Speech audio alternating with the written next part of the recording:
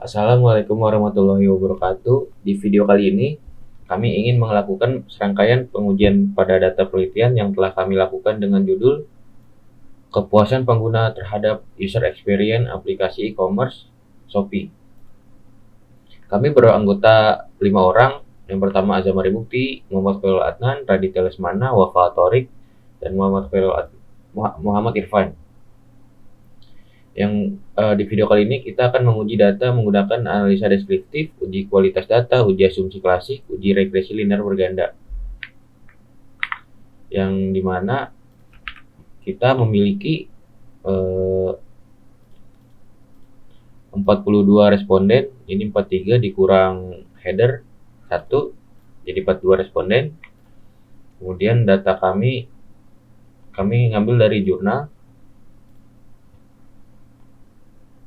Konten X1 konten Shopee ini 2, X2 akurasi ini 2, X3 format 2 variabel 2 pertanyaan, dan X4 timeless 2 juga, X5 ease of use 2 juga.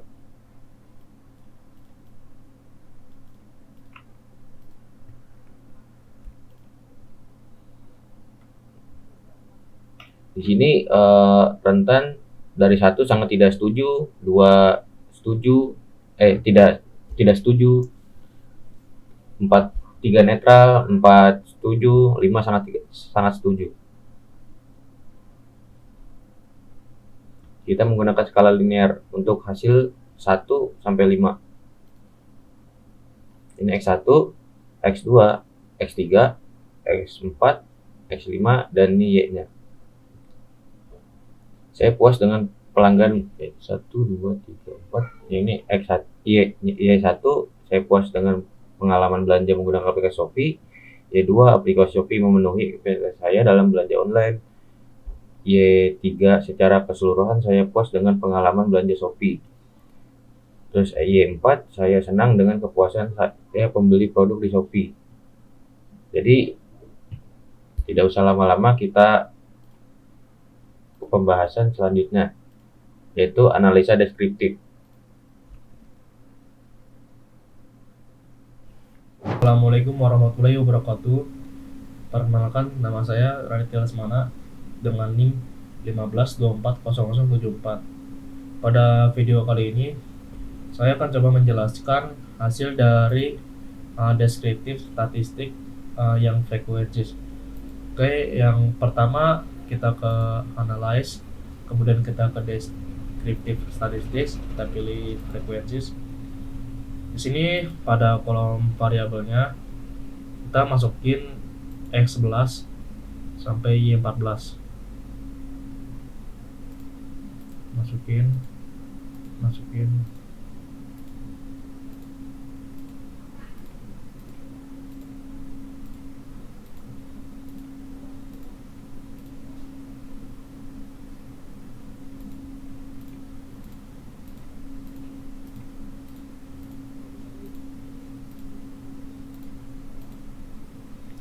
Oke, kita pilih. Kemudian kita pilih statisnya. Kita centang main, minimum, terus maksimumnya. Kemudian continue, klik OK. Nah, di sini sudah terlihat ya pada tabel frekuensinya, yaitu statistik. Di sini pada bagian tabel ini Shopee memberikan informasi yang mudah dipahami. Jadi di sini jumlah validnya 42 ya, 42 responden, tidak ada nilai missingnya yang hilang atau nilai hilangnya gitu. Kemudian di sini terdapat meannya, yaitu sebesar 4,21/3, dan nilai minimumnya 2. Kemudian nilai maksimumnya adalah 5. Kemudian pada bagian Shopee memberikan informasi yang lengkap dan jelas. Itu nilai meannya adalah 4,3. Kemudian minimumnya adalah 2. Kemudian maksimumnya adalah 5. Terus Shopee memberikan informasi produk dengan benar. Itu MIAN-nya ada 4,4, minimumnya ada 3, kemudian maksimumnya ada 5. Kemudian Shopee memberikan informasi yang dapat dipercaya. Dia MIAN-nya ada 4,1, kemudian maksimumnya ada di 2, maksimumnya ada di 5. Kemudian Shopee memiliki desain layout yang menarik. Ya, MIAN-nya ada 4,4, maksimumnya ada di 5, minimumnya ada di 3. Kemudian Shopee memiliki komposisi warna yang menarik. Dia ada di 4,1%, kemudian minimumnya ada di 2, maksimumnya ada di 5. Itu juga dengan Shopee menampilkan informasi produk terbaru secara cepat. Itu ada di MIAN-nya 42, ininya sama ya nilainya, minimum dan maksimumnya, dan dia juga sama. Ini 2 sama seperti ini, dan maksimumnya 5. Kemudian pada bagian Shopee mudah untuk diakses dan digunakan, itu nilai maksimumnya masih sama 5, tapi yang beda itu minimumnya 3. Dan pada kolom MIAN itu ada di 4,4.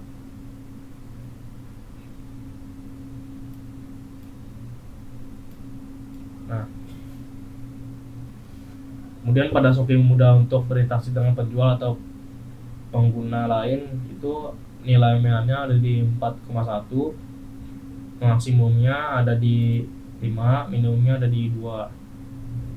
Ya, seterusnya aplikasi Shopee memenuhi ekspektasi saya dalam berbelanja online. Itu nilai MIAN-nya ada di 4,3, minimumnya ada di 2, dan maksimumnya ada di 5. Kemudian secara keseluruhan saya puas dengan pengalaman belanja di Shopee. Itu nilai MIAN-nya 4,2, kemudian nilai minimumnya 3, dan maksimumnya 5. Kemudian yang terakhir ini saya senang dengan keputusan saya membeli produk di Shopee. Itu MIAN-nya 43, minimumnya 3, dan maksimumnya 5. Oke, selanjutnya pada bagian analyze, kita lanjut ya. Kita pilih deskriptif statistik, kita cross tab. Nah,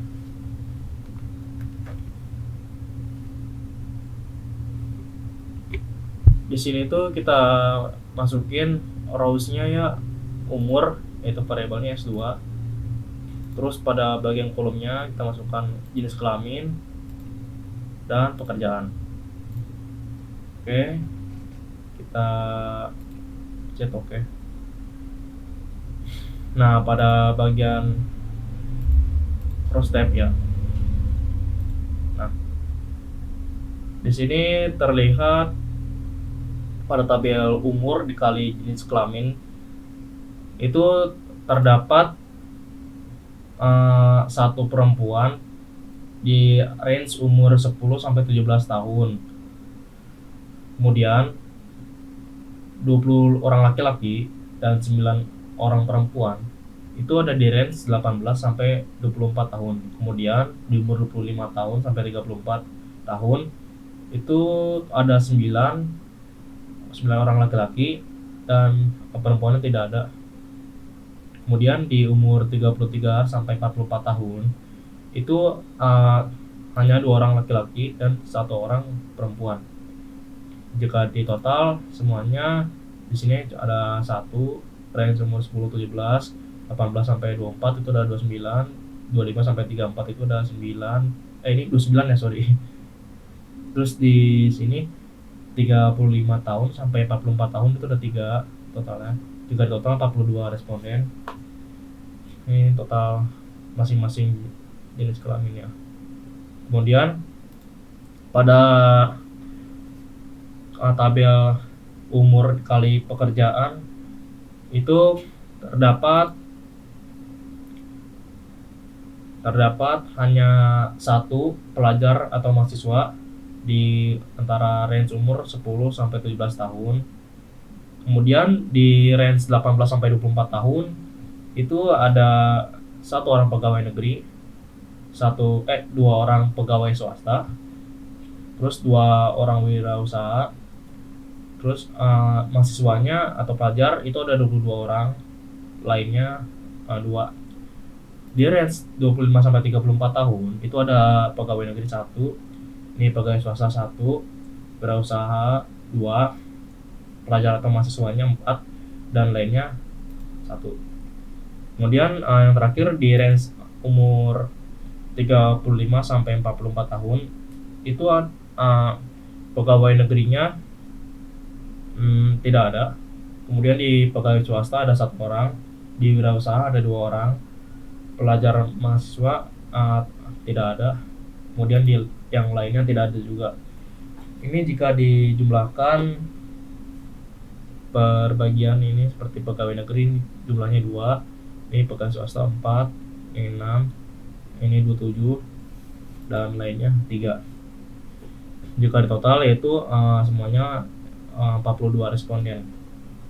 Ini untuk penjumlahan yang secara keseluruhan dari usia umurnya ada berapa.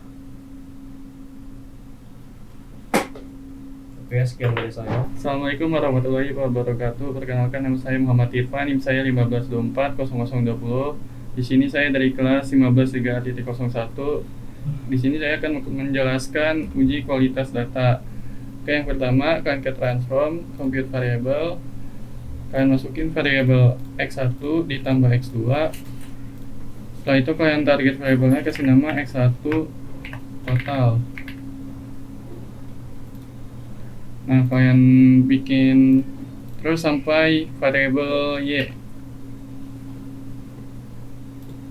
Terus masukin variabel x2.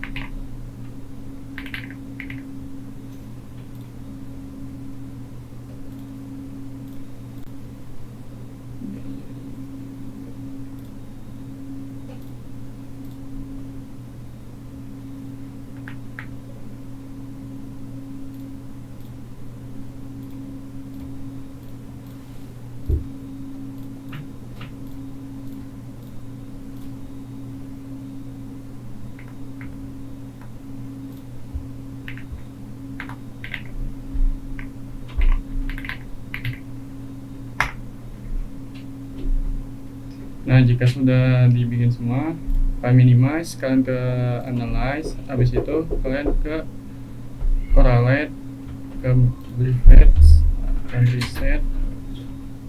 Setelah itu kalian masukin lagi variabel y, variabel x nya sesuai yang kalian buat, variabel x1 sampai x5.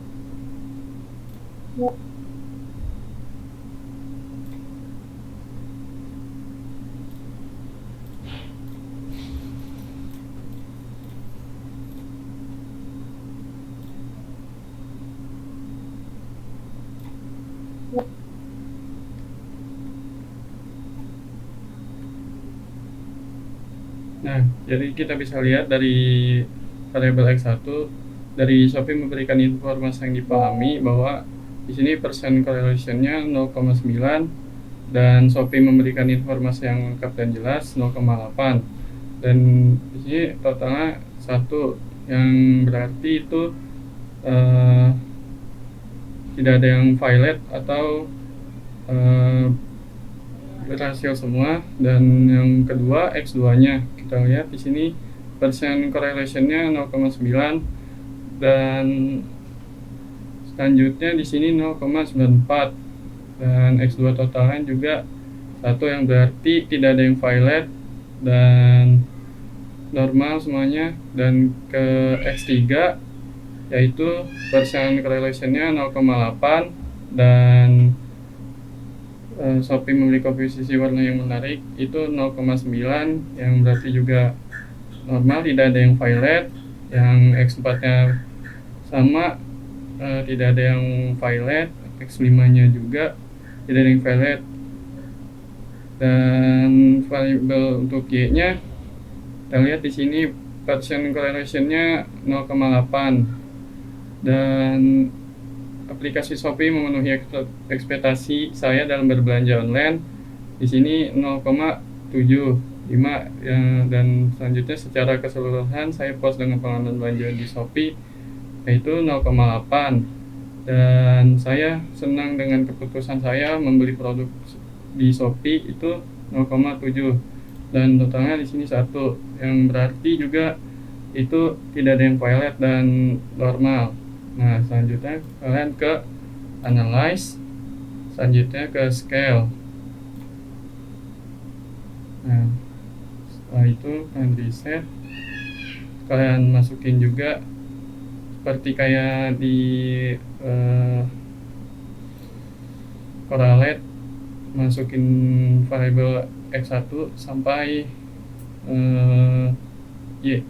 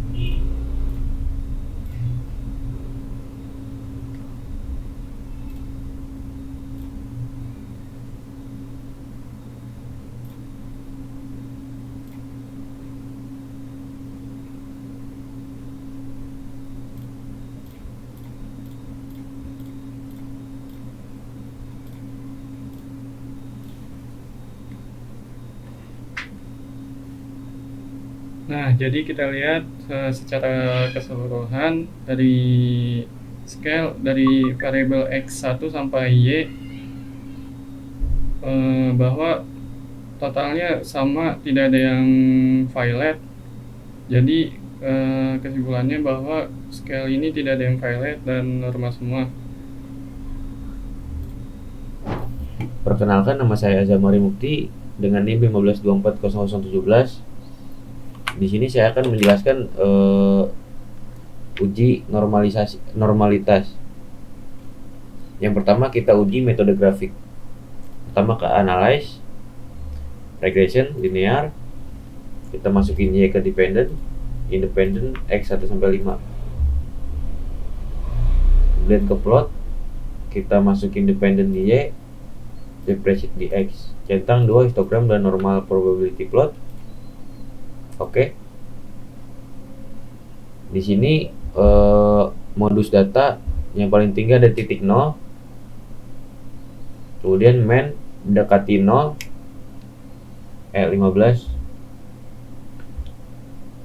Lalu std-def di 0,937 mendekati 1, artinya data berpengaruh sangat baik dari 42 responden. Kemudian plot data tersebar dekat dengan garis diagonal, artinya data berpengaruh baik. Kemudian kita uji metode Kolmogorov-Smirnov di transform, di analyze, regression, linear. Lalu ke save, standarize, continue. Oke.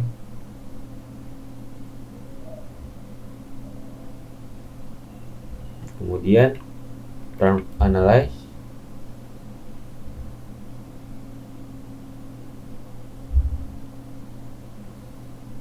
legacy dialog satu sampel KS. Ini kan tadi udah dibikin dari standarized yang dicentang tadi, kemudian masukin ke sini normal centang, use sample data centang. Di sini asim sig dua tilet di 0,200, yang artinya jika lebih besar 0,200 lebih besar dari 0,05, artinya data sudah signifikan bagus. Selanjutnya yang saya akan menjelaskan uji multicall juga. Selanjutnya ke analyze, regresi, linear, statistik, part and particle correlation dan korelasi diagnostik dicentang. Kemudian continue. Oke. Nah, di sini korelasi statistik, tolerance masing-masing variabel lebih besar dari 0,1. Ya, artinya data sudah bagus. VIF, variance inflation factor, nilai 1. Jika nilainya di antara 1 dan 5, maka artinya sudah aman dan bagus. Itu aja, sekian dari saya. Terima kasih. Assalamualaikum warahmatullahi wabarakatuh. Perkenalkan, nama saya Wafa Torik dan NIM saya 15240022 dan kelas saya 153A01. Di sini saya akan menjelaskan uji kualitas data. Oke, baik, selanjutnya kita akan ke bagian analyze ya. Lalu kita pilih regression, klik linear, lalu kita masukkan Y total ya tadi ya. Lalu di bagian blok F1 kita masukin X1 sampai X5 nya. Setelah itu kita klik plot, kita masukkan set dan secret, lalu kita continue. Setelah itu kita oke. Nah, di sini bakal muncul ANOVA dan koefisiennya ya. Kita bisa lihat dari koefisien di sini dia terdistribusi dengan baik karena dia lebih dari 0,05, dan dari tabel ANOVA-nya kita lihat F tabelnya lebih besar nilai F-nya dari ini, maka dia akan berpengaruh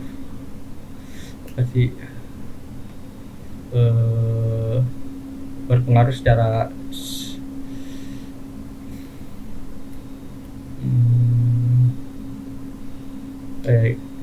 secara simultan. Oke, lanjut. Setelah dari situ kita bakal under standar ya.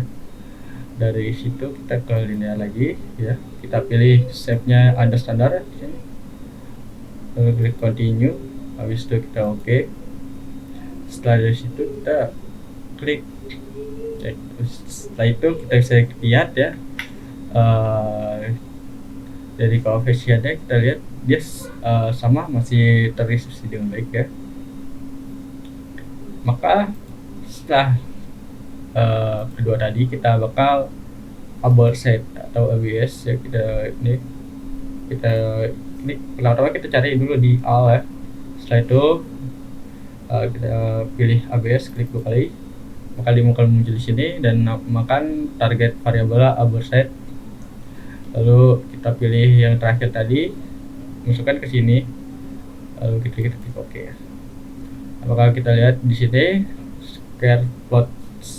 scatter plotnya dia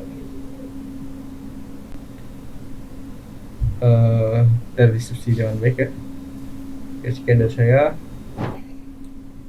Oke, selanjutnya saya akan melakukan uji regresi berganda yang dimana akan menguji apakah variabel-variabel bebasnya atau variabel yang diuji, yaitu pada kasus kali ini adalah user experience, berpengaruh atau memiliki pengaruh terhadap variabel bebas yang di sini dalam kasus ini adalah kepuasan pengguna. Kita langsung masuk aja ke SPSS-nya. Yang pertama kita bisa mencet analyze di sini, lalu kita mencet regression, lalu kita mencet linear.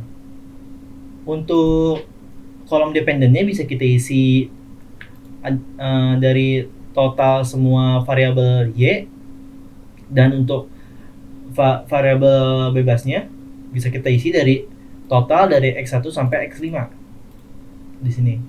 Lalu kita bisa buka statistik. Kita perlu centang di sini ada estimate, ada model fit, R-square change, dan juga part and partial correlation. Lalu kita continue, lalu kita OK. Oke, pada tabel yang pertama kita perlu melihat tabel koefisien untuk melihat uji regresi parsialnya. Di sini kolom yang penting yang perlu pertama kali kita lihat adalah nilai T dan juga nilai signifikan, yang dimana apabila nilai signifikan ini kurang dari 0,05, maka berarti variabel tersebut berpengaruh terhadap variabel bebasnya, atau variabel pada kasus ini adalah kepuasan pengguna. Di sini dapat kita lihat untuk variabel X1 nilai signifikannya adalah 0,004, yang dimana sudah lebih kurang dari 0,05. Lalu X3 yang dimana nilainya 0,035, yang dimana sudah lebih kecil daripada 0,05, dan juga X4 yang dimana nilainya sudah 0,003, yang nilainya sudah lebih kecil daripada 0,05. Namun selain itu ada juga nilai-nilai signifikan yang lebih dari 0,05 seperti X2 dan juga X5, yang berarti variabel X2 dan juga X5 itu tidak memiliki pengaruh terhadap variabel terikatnya. Selanjutnya kita bisa lihat pada bagian unstandarized B, yang dimana yang perlu kita lihat adalah nilainya positif atau negatif. Apabila nilainya positif, maka variabel bebasnya memiliki pengaruh yang positif terhadap variabel terikatnya. Contoh misalkan pada variabel X1 yang bisa kita lihat nilainya di sini adalah konten.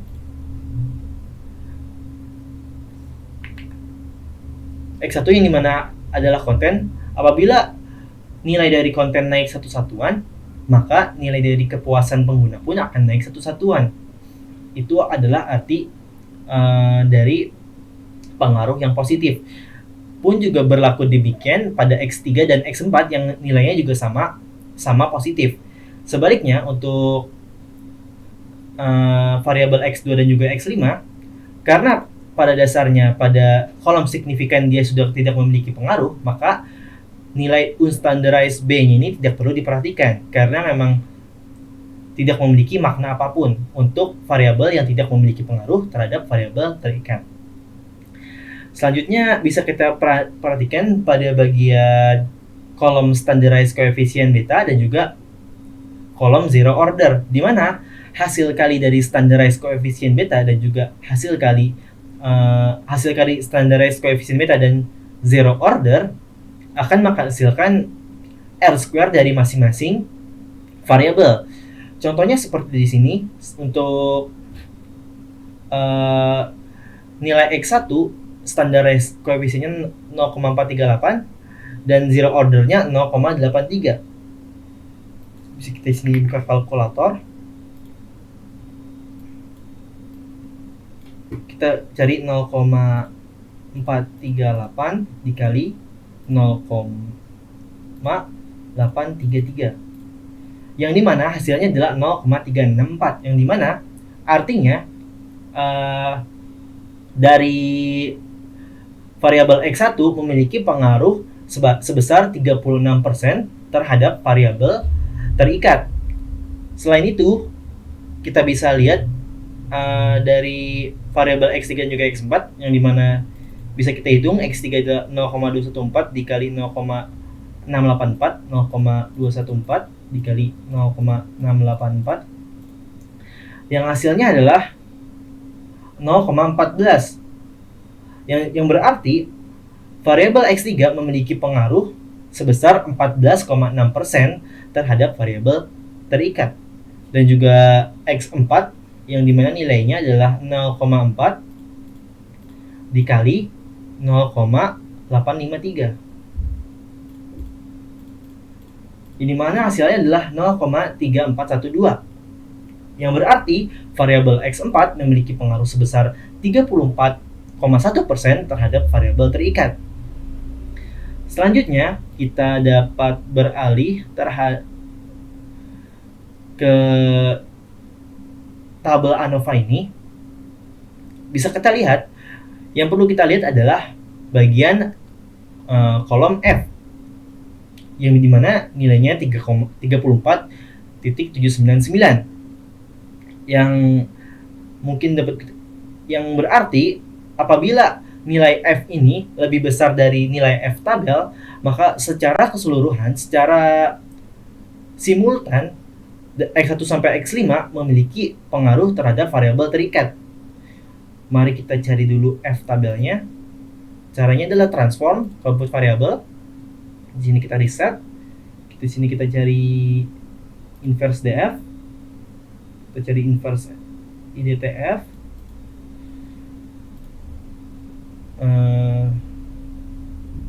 Nilainya di sini 0,95, yang dimana hasil dari 1 dikurang 0,05, 1 dikurang 0,05. Selanjutnya nilai kedua adalah jumlah variabel yang dimana 5, dan yang terakhir adalah nilai dari derajat kebebasan yang dimana hasil dari jumlah responden dikurang jumlah variabel dikurang 1, yang dimana 42 dikurang 5 dikurang 1, yang hasilnya 36. Kita namai ini adalah F tabel.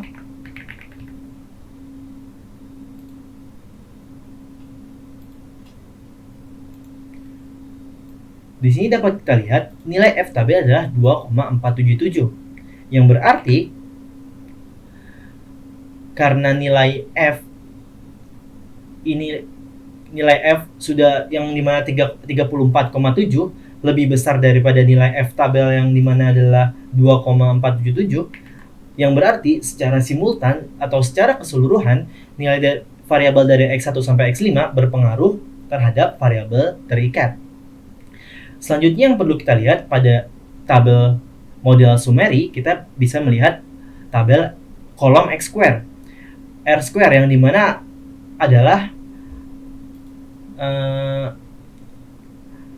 yang berarti R square 0,829 berarti secara simultan atau secara keseluruhan variabel X1 sampai X5 memiliki pengaruh sebesar 82,9% terhadap variabel terikat, yang berarti sisanya atau 17,1% berasal dari variabel-variabel yang tidak teruji di luar penelitian ini, mungkin seperti diskon produk dan lain-lainnya. Sekian dari uji regresi berganda dari saya. Terima kasih.